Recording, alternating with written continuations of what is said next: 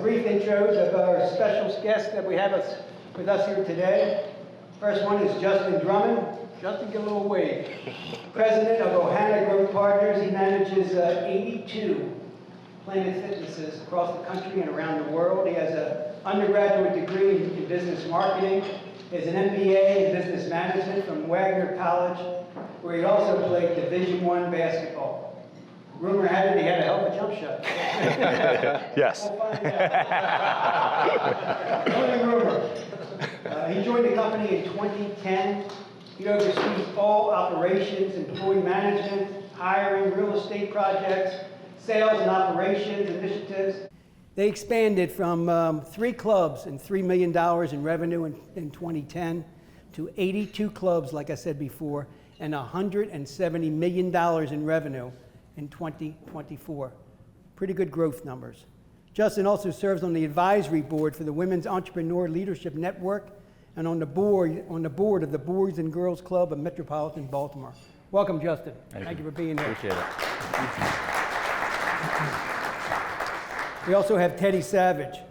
He's the big wheel here, the national lead trainer for all of Planet Fitness in the United States and worldwide. Yes, indeed. Welcome, Teddy. Thank you. He began as a trainer in 2012, moved to Planet Fitness World Headquarters in 2020. He works on all aspects of fitness programming to enhance the member experience, whether you're in the club or whether you're on the Planet Fitness app. And his number one priority, I love this, is motivating and inspiring people to become the best versions of themselves through being active, believing in their potential, and investing in their overall mental and physical wellness. He's been featured on Good Morning America and the Today Show. I've watched those clips. And you can bring it down, Teddy. You can bring it down. Thank you both for being here. Really appreciate it. Thanks for having me. Okay, we're going to talk about, again, maintaining your best health that you possibly can in 2025. But I want to separate that, if I could, for a second, because we got a lot of business people in this room. We got a lot of business owners. And we look at our health really from almost like a dichotomy. Our physical health is very, very important, but our financial health is also very, very important. If you're having problems with your company financially, it's going to affect you personally as well. And I'm sure you have some stories to tell. But for Justin, if we can, to kick it off, crawl back a couple years ago, if you can. 2020, you guys are flying high. I know I talked to Victor Brick many times, and you guys were expanding like crazy. And then boom, COVID-19 hit. And you go from the revenues that you were generating was off the charts, and boom, you literally have nothing. Yep. How were you able to deal with that, and how were you able to bring it back around again? Well, first and foremost, thank you, Doug, and thanks to the Bricks for allowing me to take their seat today. But it was definitely a trying time for the fitness industry as a whole. For us, the biggest thing has always been and will forever be our internal culture. And I think that's the bedrock of everything we do when it comes down to decision making, when it comes down to how we proceed forward through a pandemic. And that was ultimately the decision that was made. Was we did go from ramping up, opening clubs, a few clubs that were left to be opened during a pandemic that had to be stopped, to zero revenue for some cases, especially out in Washington State, where we were closed for 11 months, which was tragic for the industry, tragic for us. But we vowed to ourselves that when times were good, we took care of our team. Or our team took care of us. So when times are bad, they earned the right to be taken care of through that portion of time. And we decided we're going to keep everybody on salary through all of that. We had to reach out to landlords and tell them we weren't paying them, but we were going to pay our staff. Because at the end of the day, what was going to happen was we were going to bounce back. We understood that things were going to change. The clubs were going to open up. And what did we need? Our biggest asset was our people. We needed them to be ready. So we engaged with them throughout the entirety of the shutdown by holding all hands meetings, putting them through some at-home workouts to keep them positive and mentally, physically moving, all of those things, because we knew that we would need them just as much as we needed them before. And to open these clubs, I remember having a phone call in Washington State when they finally said, hey, you guys can open.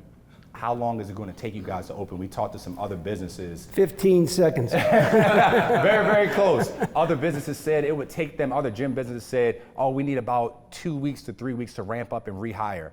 I got on a phone call with my director of operations in Washington, said, are you guys ready? They said, we can open tomorrow. So we were able to get jump started right back into that immediately without any hesitancy, because we took care of our biggest asset, which was our people. And all of that is because of the culture that we embed into our teams across the country. We span from Maryland, DC, Southern Florida, Tennessee, Washington State, and San Francisco, California. So we are very widespread, but that means that us, from the top all the way down, we have to believe in the same things. And we have to showcase that at every different level of our enterprise in order for the culture to really be vibrant. What a great point he just made, talking about your people. How many people remember Jack Welch, the former chairman of General Electric? Not too many, but he was one of the big boys. Grew General Electric to be with a market cap of $350 billion way back when, 25 years ago. But one of the great things he used to always say, your most important assets are the ones that walk into your business every day, your people. And your people responded, which is tremendous. They did. So talk a little bit more about that, in terms of Planet Fitness as well. How do you differentiate yourself? I mean, your marketplace is so competitive. There's like a fitness center almost on every block, like a gas station. What do you guys do to differentiate yourself from the competition? So it's a great question, because there is a lot of competition in the fitness space. And Planet Fitness is well known. We now have over 2,600 locations nationwide. We're in the international space in Australia. We're also just opened up a new location in Spain as well, the first time this year, touching the grounds of Europe. But what the differentiators are for us is, one is purely that access. Maybe not every corner, but we have a lot of locations that provide access, and the majority of those clubs are 24/7. We also have our cost factor. We did just take our price from 10 to 15. A lot of things increased over the past year, but we're still economically a great solution for anyone to find or to even start their fitness journey. So those things, we have free fitness training, which I'm sure Teddy will get into as well, but that's something that is normally a la carte, or you're paying hundreds of dollars for a trainer to put you through a workout. It comes absolutely free with each of the memberships. And what we have is our demographic. We're not going for the 20% of the population who already work out and who already fit. We're going for the general population, that 80% that might be their first time working out in the gym. They may be scared to come in and tell you, hey, I actually don't know how to turn on this treadmill. What do I do? But we have people that we know that come into a gym, they're looking for a great environment, somewhere that is judgment-free, somewhere that have people that look just like them. And the reason why they're there is quality of life. They're not there to be a bodybuilder. They're not there to go and run a marathon. They're there to be able to walk up the steps without breathing heavy. They're there to be able to pick up their grandchild from the floor while they're crawling around. That's the type of demographic that we're going after, and so that's what we cater to. So that is kind of the differentiator amongst the other things that I mentioned. Makes sense. Teddy, a few words from you. You were talking about how to make sure you maximize your physical health in 2025. And you're a motivator, you're a trainer. Talk about functional training and how that's really changing the industry. Yeah, great question. Most importantly, when we think about fitness and we think about why it is that we want to engage in a routine, we should think about how it affects us outside of the gym, and how a squat or a bicep curl or shoulder press allows you to live the quality of life that brings you joy and happiness and peace and prosperity. And that's what functional fitness is all about. It's about understanding how to connect the dots between how I do what I do and why I do it in the gym, and how it applies to what I am allowed to do, like Justin was talking about, picking up my grandkids, walking up the stairs, not having to be on medications, and instead having a peace of mind that allows me to do things joyfully. And I think functional training is not kind of a change in the industry, it's an evolution, right? Change can be haphazard. Like, I changed my socks before I came in because I didn't like the other pair, right? But I'm glad you like did this too. pair here? But that change didn't necessarily add value. And evolution happens so that something can thrive in changing circumstances. When you think about insects evolve, plants evolve, processes evolve, and so fitness has evolved to mirror the circumstances that life has taken on post-COVID. Talk about some of those shifts. What are some of the I guess, designated shifts to things that are changing in your industry? Yes, great question. So one thing is important for us is understanding that digitizing fitness is super important, right? Letting people know that the fitness can exist even if they don't come into the four walls of our gyms. And having an app like the free Planet Fitness app that you can download no matter who you are, no matter if you're a member or not a member, to really see I can move for just 10 minutes a day and have profound impacts in my benefits to mental and physical wellness. So digitizing fitness was important. The second thing was really pushing functional accessories or different means of improving your cardiovascular health as opposed to the standards that we used to do back in the day. When I say cardio, most people would say, that's the treadmill, right? They know the treadmill. Treadmills have been around for so long, but there's better ways, more efficient ways to improve your heart health and cardiovascular strength. It's another thing, the buddy workout. The fear of isolation has been one of the fears that kept people from joining a gym in the first place, right? I'm going to step into a new place with a whole bunch of new people that don't know who I am. And so because of that fear, I probably won't go. What we did was we said, not only should that not be a fear, but we're going to open our gyms and have small group training of first come, first serve, up to 5. And as a matter of fact, you don't even have to pay for it. So we're getting people connected no matter who they are, their fitness levels, where they come from, and we're giving them the gift of wellness that allows them to have a better life outside of gym. So free training in the gym. Absolutely. And Justin, talk about that. You mentioned before your price went up to $10 to $15. That's a 50% price increase when you look at it.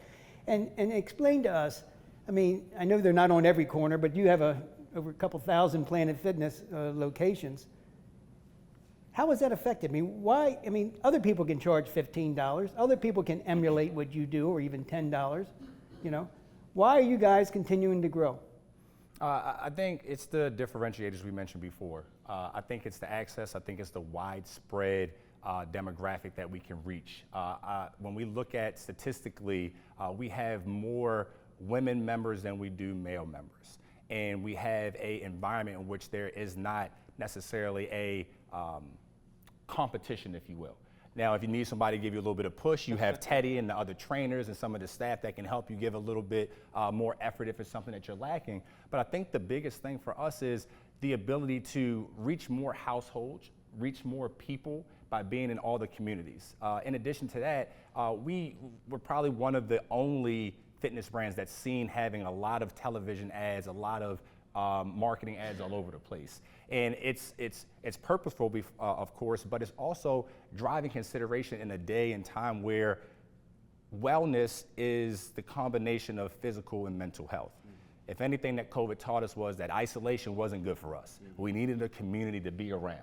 And we have over 19 million members at Planet Fitness who are people that look like all of us out here in the audience and us up here on the stage. They look that good? They look that great. They look that great.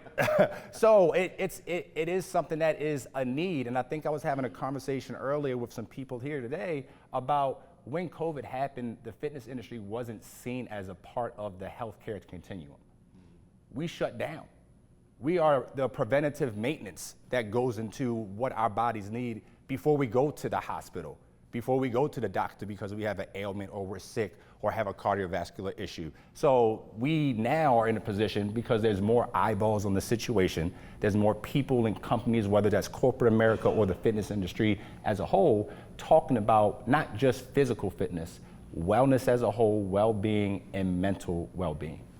Excellent, excellent point. Teddy, take us a step further on that and talk about holistic wellness and why is that so important in today's environment?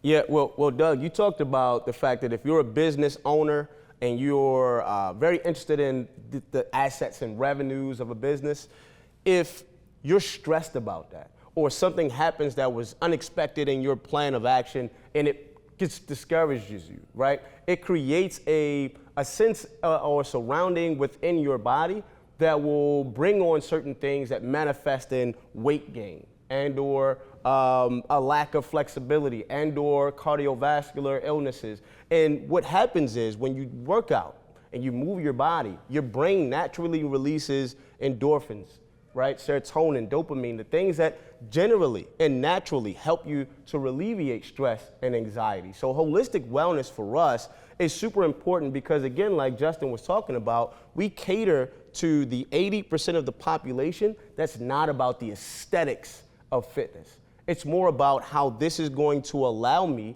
to upstream prevent having to get on medications or needing to be in a hospital for long periods of time or not being able to take those vacations with the kids. So holistic wellness is all about the mental, like you were talking about, Justin, the mental, the physical, the emotional, the spiritual, and every crayon in the box that you can think of when you talk about the wellness picture. So it's important to combine both of them together. I'm going to ask a couple more questions, then I'll open it up to the audience. You know, and I can't emphasize enough what you just said before. You know, and we mentioned it here. If you're having problems at work or the office, you're going to be taking that home. You know, we're not a split personality, and you're having problems, you know, at home, you're probably taking it into the office. So what do your people do? You know, you get somebody that you're working with, and they're working out, they're doing great things, and all of a sudden you see issues that develop. Yeah. How do you take them to the next level? How do you get them back on board? Well, number one, Doug, is reminding people of their why. A lot of times we get so inundated with needing validation externally that we forget why we started the journey in the first place. And many times your why is selfless in nature. The reason why I'm doing what I'm doing is because I love those around me so much to stay there with them, to be in their presence, to be able to love on them in the same fashion that I would want them to love on myself. So when I see people that I'm working with lose that fire, that fire that is igniting them, I say, hey, look, remind yourself of why you started this journey in the first place. Understand that the benefits that you're going to reap go so far beyond what you're doing presently for yourself. The next thing I do is remind them of the greatness that's within themselves. If you just put a mirror in front of someone after they started a journey and tell them to focus on the steps that they've taken already instead of the top of the mountain that they can't even see yet, right? Then you acknowledge, hey, I've come so far from where I started and not I have so far to go.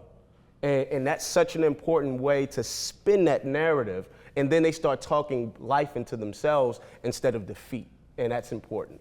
You know, we hear so much that, you know, people, especially it's coming up, January 1st, people make all these goals for themselves, and then 2 weeks later they fall off the cliff.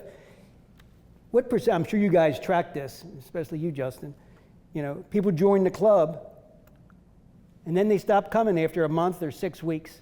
Do you guys actually go after them? Do you try to bring them back into the club? I mean, what's the goal there from a consumer behavior standpoint? You're absolutely right. January is our biggest time of the year. It's our Super Bowl, we'll call it, in the fitness industry. And yes, we have people who are gung-ho on December 31st. They're saying, I'm starting new, fresh in the gym, new year, new me, right? We've all heard it. So now it's to the point where we're tracking our retention. We're tracking what we call our lifetime value of a member. How long do they stick with us?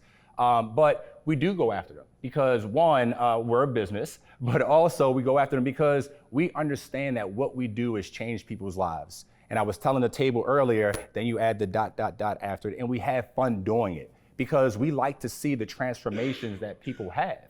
And some of the things that we use as conversation points for those people when we see them starting to drop off. Yes, there's email communications. Yes, there's maybe some text messaging, but really that person-to-person connection, that's the reason why people come back. Giving them a great environment where they feel welcome, like cheers, we know your name when you come in, those type of things make people feel like, oh, this is another home for me.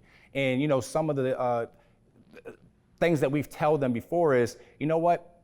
I've never regretted a workout that I had, but I always regret the ones that I didn't. And sometimes, most times, that resonates for them because they signed up for a gym membership for a reason. They were looking for something. They were starting this fitness journey. And if they stop, they know that they're missing out on something. They lost a commitment. So like Teddy talked about, what is that fire that brought you here in the first place? So we reach out to them. We want them to come back. We want them to feel the engagement from our team members. We want them to feel that if you set out on a journey of, hey, I'm going to lose a pound a week, that's a tremendous year for you. But at the end of the day, it's not always about the aesthetics or the what you lost as far as your weight. It's really, how did you feel after that workout? You probably left a lot better than when you came in. And that's the end result every day. And if you look at it that way, then you had a successful day in the gym, and hopefully you'll be back. We can open up the questions. If I'm going to ask another one. Talk a little bit about, you mentioned it, the changes in consumer behavior, and how's that changed, your marketing, how people decide to select a gym, what they may do differently in terms of their workouts. Talk a little bit about that, then I want to open up to the audience. Yeah, I'll start and I'll pass the microphone to Teddy. We talked about the evolution of the fitness industry, and that's by way of technology, by way of equipment. But really what consumers are looking for is, one, convenience. So hence, that's why we have as many gyms as we have, and we continue to grow. We want to be as accessible to give you, should be no reason why you couldn't attend a gym, because we have that many locations for you to come and get your workout in. Also, when we're talking about marketing, everything is digital. The cell phone in your pocket or on the table right now, we know Big Brother's watching, someone's tracking you, we kind of know your movements, things like that. So we can send, or once you walk past one of our competitors, you might see a Planet Fitness ad to say, hey, come to Planet Fitness, you're only a mile away.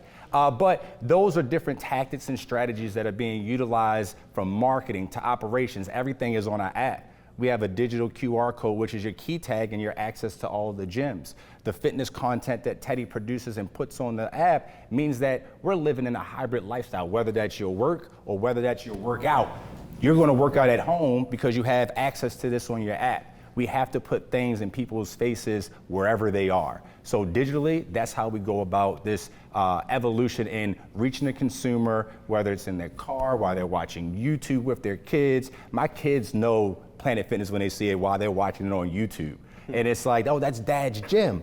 But it's because this is how people are consuming information these days. The days of billboards, they still exist, but probably at a minimum, because you get sign blind. You're driving down 695 all the time, or you're driving down 95, you see the same things. So if we can do that from a marketing perspective, if we can make it easy for you to join the gym, easy for you to belong to a gym via our app, then those are the ways that we're going to go about doing it. Because life right now is about the easiest and frictionless ways to go about it.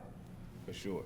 And to just piggyback off of what Justin was saying about the marketing aspects of how things have changed, one thing that you know about fitness, Doug, and we all know, the more things change, the more they stay the same. You guys know Jane Fonda, Billy Blanks with Tybo, right? All of those things. And it wasn't like they were revolutionizing the wheel. It was that they were packaging it differently because the audience changed. And one thing that Victor Brick said, and I can tell you this in his absence, he told me, Teddy, as I was ascending from part-time front desk to being on Good Morning America and Today Show, he said, don't change your message, just change the audience.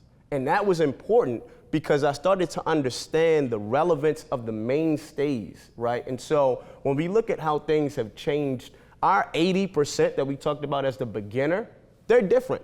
They're different now than they were 20 years ago, right? And so the way that we talk to that beginner also needs to evolve as well. We're talking about it differently. The biggest thing is their expectations are different.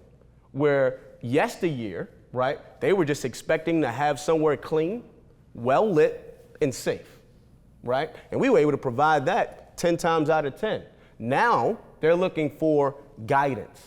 They're looking for functionality. They're looking for the hybrid approach, because some days I can't come into the gym because my kids have soccer and I have to do this and I have to do that. So I don't want to forego the benefit because I physically can't go. And so now they're looking for that digital component with the app. And so it's so important to understand, as things change, they still stay the same, but the narrative needs to change. How about the demographics? You see differences in the younger generation versus those maybe a little bit older, and then the older generation? Talk about that. Yeah, so Gen Zers are the population that are driving the growth right now in our memberships, right? And so it's kind of a catch-22 where we want to talk to the Gen Zers, but we also don't want to alienate the ones that we still have in the club, those baby boomers or Gen Xers and things of that nature. So we have to be able to have a versatile message and a versatile experience that can kind of color in both boxes. So that demographic is changing, but we have to be fluid enough to be able to have that same conversation. Questions from the audience for either Justin. Anthony. As a franchise, how much control does the individual franchise owner have with large policies and things of that nature that affect you? Don't forget to rephrase the question. Yeah, so the question was how much control as an individual franchisee do we have with larger policies, correct? So the short answer is not a lot. The long answer is it took us some time to get here because Planet Fitness has, again, gone through an evolution where there was a lot of individual franchisees and operators where probably to the excess of 500 individual owners and operators across the country. Over the past 5 to 7 years, that number has really gotten reduced now to we're about 200. And the reason for that is you're understanding that Planet Fitness corporate or a franchisor has to be able to, quote unquote, control the operator to be able to grow at scale that they want to. We can't have a lot of operators going rogue out here in North Dakota doing whatever they want, not running the programs, not running the same offerings. Consistency has to be there in order for them as a public company too, to show that they're doing something right, they're bringing in the revenue that they're expected to, they're opening the number of clubs that they're expected to. So as an individual operator, in Maryland, we may have some more tweaks that we can make to some of the rules that apply to us here, but holistically, as an operator or franchisee, there are not a lot of the mainstays or the main components that we can change. From a revenue standpoint, interesting, we talked about you had 3 clubs and you had $3 million in revenue, and you had 82 clubs and you had $170 million in revenue. Correlation was almost 100% differential. You were doing $1 million per club, then now you're doing over $2 million per club.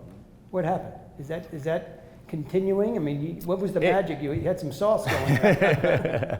I think it's the brand awareness definitely helps, right? So we're able to reach more people. We're able to be in more communities. One of the things that you see in a lot of our advertising is the Classic Card membership, which is the $15 a month. But we do have a secondary membership, which is at $24.99.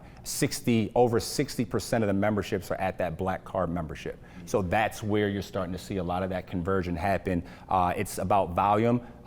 Good thing that we have some clubs that have 16,000 members at one location. Thank God all of them don't use it because the equipment itself would have to be replaced often. Or go down, and those type of things definitely help. But that's what it is. It's really about the scale, and again, access and being able to be in certain markets where it makes sense. A lot of the business has been going through a evolution. I know we keep using that, but it has an evolution of our membership base, the Gen Zs, but also where can a Planet Fitness survive? You used to see them a lot of times in suburban areas and metropolitan areas. But now we can survive in a rural area because of our footprint and things of that nature. So when we used to really be in mainstays and communities of such as shopping centers, we now can be a standalone operation elsewhere. You're a destination location. Correct. Dan, I think you had a question, then we'll hear from Chris. Yeah, my question, where were you at, and where was your first location, and what was your background? Had you worked at Planet Fitness before, or how did you decide to, what was the financial commitment? How did you get involved in the first one? The question was, what was the financial commitment to get involved, and how did I get involved in Planet Fitness? I kind of abbreviated that. But so for me, after college, it was what's next. I thought there was going to be a professional basketball career in play. For a lot of us out there that play college basketball, it still isn't the case. We're not all LeBron James. But I was able to have relationships in the Baltimore area that led me to Lynn and Victor Brick to start this. They are the owners of Ohana Growth Partners and started the Planet Fitness outfit here in Maryland. My beginning was at 3 gyms, and from there was able to continue to grow through the system. So when I think about my involvement and how I got started here, quite frankly, I always call it was the perfect marriage from what I did as a youth with me playing sports and being an athlete, and I had to work out and do all those things, to all of my degrees that I was able to accomplish in college in marketing and in management. And this, as Planet Fitness, was exactly what I was looking for. It was something that I could transfer all of my leadership capabilities and qualities from being a captain on a team and understanding the business world into what Planet Fitness was doing. And it was a good thing because I got in on the ground level to continue to learn from a mentor in Victor and learn from the greater Planet Fitness growth that has happened over the past 15 years. And Lynn and Victor have been in the fitness industry probably since early 80s. Yeah. Teddy, why don't you add a little bit to what brought you there and how'd you get on board? And it's been a great story so far. Absolutely. So my story is a little bit more melodramatic. So I was, before I came to Planet, I was living in Houston, Texas. I'm originally from Baltimore, Maryland. I moved out to Texas for love, right? And we know what happened with that, Teddy. Stay tuned. So I moved out there for love, and as some love stories end, it did not end well. I was engaged, but the engagement didn't work out. So I came back home kind of a broken man, right, and needing to reconnect to something that reminded me of who I am. And if you guys know anything about fitness, it can remind you of exactly who you are, right, without bias. And so I went into Planet Fitness. And lo and behold, I had never heard of the brand, first and foremost, because it wasn't in Texas where I was. And so lo and behold, my old football teammate was the assistant manager. I hadn't seen him since high school, Doug. He was like, Teddy, I said, Shanorm. We sat down, I told him about what had happened, the same melodramatic story I just told you guys. He said, man, I'm sorry to hear that. Do you need a job? I said, well, I came in for a membership, but if it comes with a membership, sign me up twice. So sign me up.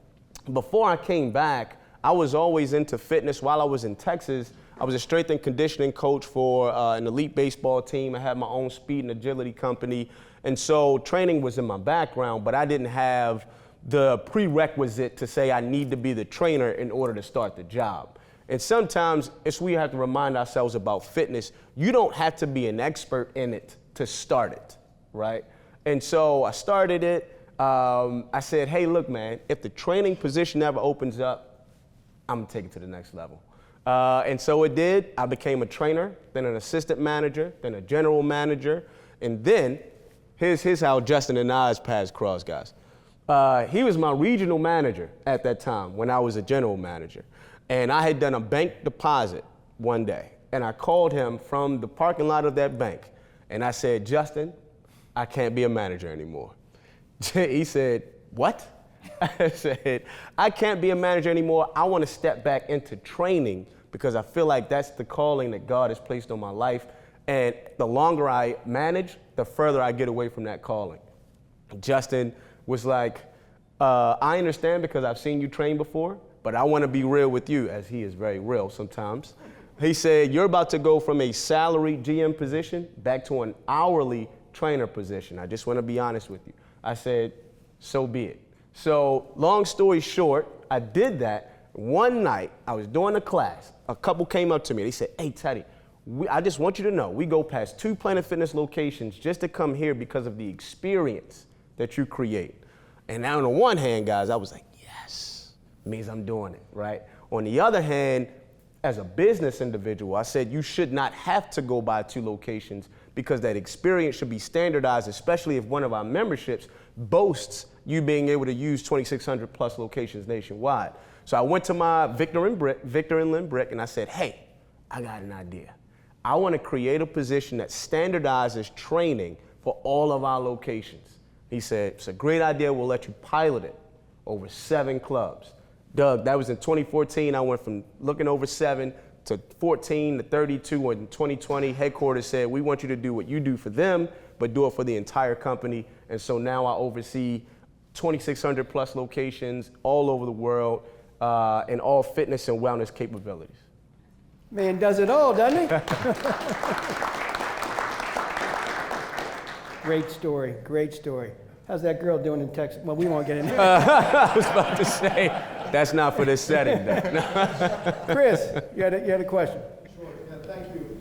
I'd love to hear a little bit more about the decision to focus on people versus diversity or other internal conflicts? So needless to say, the executive team battled through that conversation because we had the understanding of obviously we wanted to be good tenants of the landlords. We wanted to figure out a way that we can somehow get revenue back into the stream, even through the closure. But we understood too that, again, the people component is what we do internally as a company, but who we serve externally as a company as well. So in order for us to come back with a bang and really hit the ground running, was we had to focus on what made sense to us at the time, which was our people, making sure that they also with their personal struggles through COVID had support systems. They had people that they can rely on. They had a company that was invested in them as well. But we did have the conversations too with landlords on how can we defer some of the payments, or we're not going to make some of these payments, or what are you going to do for us as a tenant, because we are an anchor in a lot of the shopping centers that we're involved in. So a lot of that, in addition to the support from Planet Fitness Corporate and trying to assist everyone through this, was where we landed on the biggest return on our investment would be on our people, and it would show us tenfold or 100-fold once we reopen these doors to be able to have the best experience with some energy in a challenging time for everybody across the world, and that people would feel comfortable coming back to a place that they felt like this is another home, this is where I can come. And all of the storylines were about, of course in the fitness industry, were about us being closed, but how do we make a transition to something of a hybrid fashion of knowing what we do is serve the communities that we operate in. What we do is change lives. What we do is make people better. What we do is have a place for people to have preventative maintenance so that they're not having to be on ventilators in the hospital, because a lot of people had had situations in history of conditions that could have been stopped. Not all of them would have been, but could have been stopped had they had better wellness, health and fitness in their life. Well stated. Vasilios, you have a question? Yes, thanks for coming out today, really appreciate it. So, I love your idea of going back to hourly. Thank you, Vasilios. How many locations does it take before you stop being hourly again? And how much more are you making now? None of your business. But, hey, it is.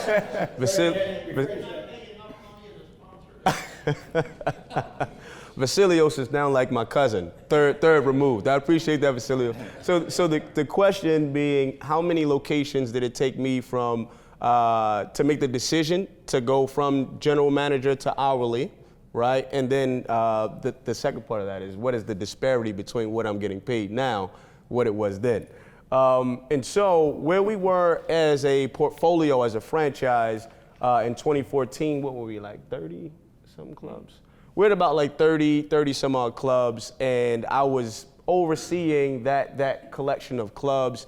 I had also created a position underneath of me, which was called a fitness training support manager, which is basically a regional manager over a collection of clubs. Once I got to 30 something clubs, I knew that I could manage scale. I knew I could manage growth. I knew that I understood how to manage variables and how to manage people. That was super important, especially because I knew we weren't stopping at 30-something clubs. And so that allowed me to be prepared for when corporate called, because when corporate called, it went from, I think we were at 70-something as a portfolio, to then they said, hey, look, now it's 2,000, right, 2,000 plus. Now, how much I make now? I would just say I'm able to go on more vacations than I was. That's how I manage my wealth now. And that's not stay-home vacation either. Yes, ma'am. Justin and Teddy, thank you for your story. Love the model. The 24/7 model that we have can, I'm sure, be a challenge with staffing. And so, can you share a little bit about how you attracted, and certainly we hear about coming for team employees, and cultures, and drives that. But you hear about workforce shortages all the time in so many different industries. How are you dealing with that through a model? Great question.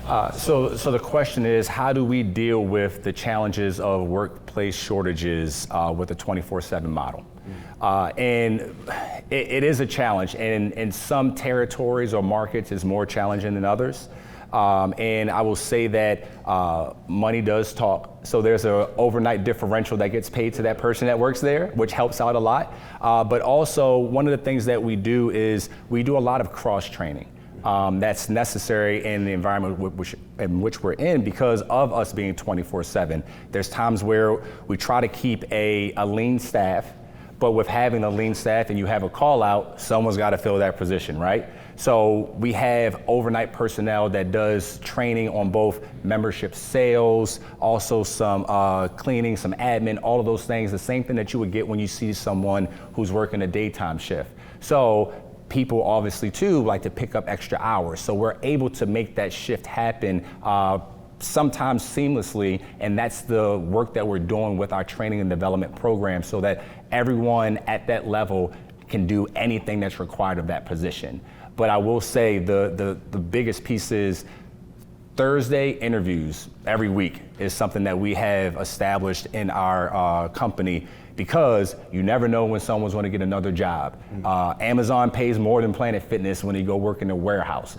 Those type of things are things that we hear about. They're like, well, we love it here, but it's something else. We need a little bit more money. So we're proactively looking, interviewing, and trying to hire so we have a bench of people that can just fill in when necessary. But to your initial question, overnight differential definitely helps for those people because it's not the most glorious job, but it's someone that has to do it. Tommy. Yeah, earlier you had mentioned certain rules they apply in one state and not necessarily so much in another. Could you give an example of one or two different policies that would differentiate? Sure. So the question is, in some states there's different policies than in other states, and some examples of those. So for Planet Fitness Corporate as a whole, their standard is casting over all clubs, no matter where you are. Now, the policies and regulations that change are definitely by state. And it's because, I'll give an example to kind of better clarify where I'm going is, in California and Tennessee, they have online cancellations. They have to be able to cancel the same way in which they join.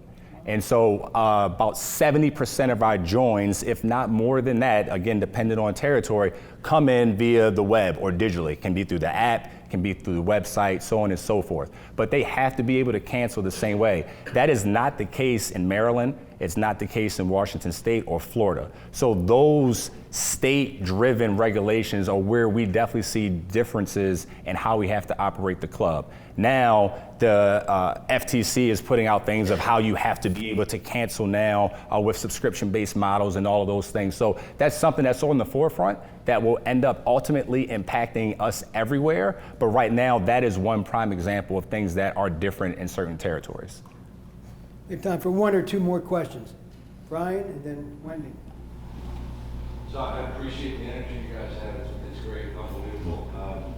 I've grown up here in Baltimore, so I watched Victor and Lynn do their thing, from bodies to Planet Fitness. And, By the way, this is the former Major League ball player for Atlanta Braves, Brian Kowitz. Yeah.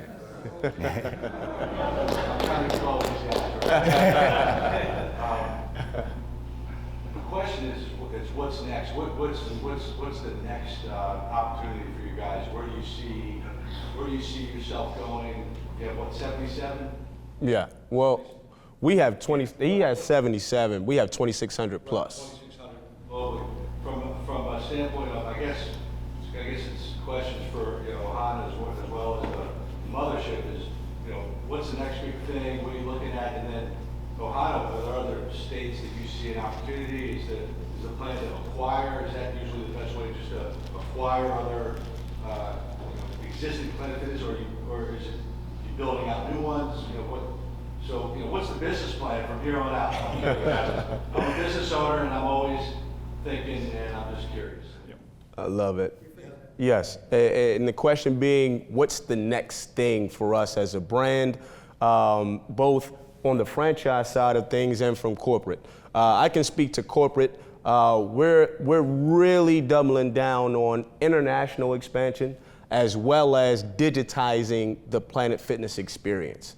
Like Justin was talking about, we have 19 million members within our brand portfolio. If all 19 million came into our clubs, we would falter because we're not built to see that many in the club at one time. So how can we exponentially multiply the in-club experience to the out-of-club daily life? And so our app is really taking on a different face. You're going to see tutorials on the app. You're going to see educative series as to why it's important to do certain things. What are the benefits of strength training? All of the things that you need to know to drive your why in the journey. You're also seeing the fact that our equipment is evolving. We're doing less cardio, right? Less treadmills, and now more open space for freedom of movement. We understand now that things are evolving in the fitness industry to go away from traditional means of strength and cardio and towards more functional based cardio and strength as well.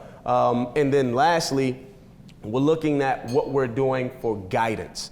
We've done a lot of studies, and that's number one for what members are expecting. They're expecting some sort of a guidance in terms of how do I get started, how do I continue to go, and how do I efficiently achieve my goals. And so we're looking at different means and methods to be able to provide that guidance to 19 million members without them needing to come in and schedule a class with Teddy. Great answer. Wendy, final question. On such a large volume, working with that 80% and dealing with the different special populations of each individual, how possibly are you training your educators? Are you training them? How much time are you taking, investing in? How can you keep all of them safe and functionally moving every day? So you started to answer it, and I'm like, yes. I wanted to just dangle the carrot, Wendy, a little bit. So, yes, the question is, how do we field the change in the disparity of special populations within scale, right, of our brand? And so the important thing for my educators is that they stay intimately involved with articles on what's relevant and what's staying, right? We understand that things are shifting from a mental health standpoint. So they need to be very well versed in speaking to the connection of physical fitness and mental health. We're looking at like League of Dreams. You guys are dealing a lot with physical disabilities and things of that nature. We're talking about that in terms of inclusive fitness for our educators. And so we're partnering with gold standard providers like the National Academy of Sports Medicine, NASM, ACSF, NCSF. And they've been great partners providing discounts to our trainers for CECs for things that are very relevant to the fitness industry and will stay as we proceed to go into Spain and Japan and all of those other places that we're going. The last thing that I'll say before I hand the mic off to Justin, the last thing I say is no matter where you go under God's green earth, fitness is the universal language. You may need to learn a different dialect. You may need to be able to accommodate the manner in which you live your life. But health and wellness will always be the common thread that ties us all together. And as long as we understand that, we'll get to where we want to go. Okay. Question probably for both of you, but more so for Justin. I've known Victor and Lynn Brick for well over 35 years, probably 37, 38. Victor is pretty strong-willed and can be headstrong. What do you do when you butt heads? How is it handled? There's this thing called the chain of command, right? He's the CEO and I'm the president. That answers that question. Final question. What's the one thing that each of you would have done differently as you look back on your career? What's the one thing? Great question.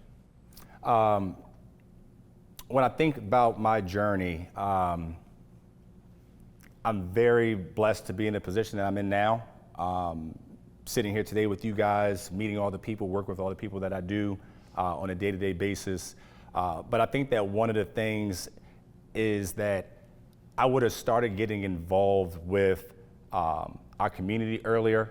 The Boys and Girls Club is something that I'm passionate about, but I didn't do that until probably 5 years ago. I also was probably more humble than I should have been earlier on. I took a backseat even though I knew that it was something I was capable of. And I think that you guys as business owners and business operators have it within you guys, and you started your own company. You took that leap of faith. You pushed yourself or had other people in your support system to do that. I think that that's something that's definitely been a learning through my journey is, I can be humble, but I can also be confident and share that with the world too. I think that's something that has been an evolution to myself and to be in the position I'm in now, to be able to lead a team across the country. I have been able to successfully achieve. It has been something that took me some time to learn and to put out there and to be probably my biggest advocate outside of my wife being my biggest advocate. But those are the things that have been a part of my journey to get to where I am today. So if I was 16, I probably would have told myself, do this at 21 instead of doing it at 26.